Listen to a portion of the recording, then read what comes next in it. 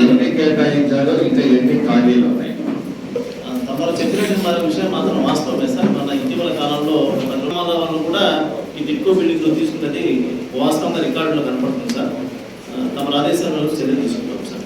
మరీ ముఖ్యంగా PWD colony ఏదైతే విలువైన భూమిగా భావిస్తున్నారో అక్కడ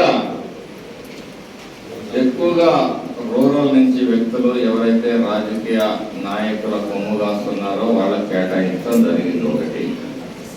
రెండవ విషయం ఏంటంటే దానికి సెంటు భూమి అని చెప్పంటే దానికి 3 సెంట్లు ఇచ్చారో 4 సెంట్లు ఇచ్చారో 5 సెంట్లు ఇచ్చారో వాటి మీద ఏం చర్య తీసుకుంటారు?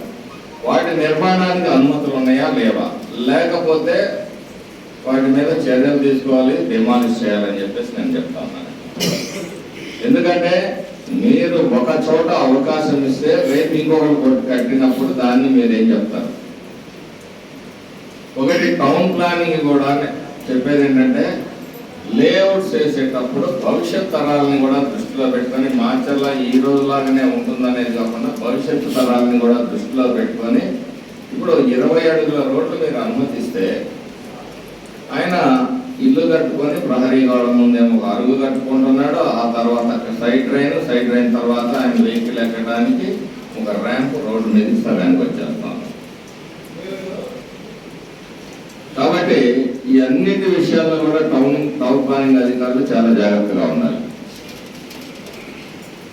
ఎక్కడ కూడా ఎందుకంటే మనం పాత కట్టడాలంటే సరే ప్లానింగ్ లేకుండా ఆ రోజు ఏదో కట్టుకున్నారు. ఈ రోజు కట్టే వాటికి కూడా మీరు టిక్కో ఇళ్లలో కూడా ఎన్ని అడుగులు ఉంది? 20 అడుగుల రోడ్డు ఇచ్చారా? 20 అడుగుల రోడ్డు ఇచ్చారు. మరి టౌన్ ప్లానింగ్ ఇదిలో మరి నిబంధనలు ఏం చెప్తున్నాయో మీకు నాకు ఒకసారి చెప్పాలి. 20 అడుగుల రోడ్డు సమ్మతమా కాదా? సమ్మతమైతే కాదు సార్. అది వాస్తవం.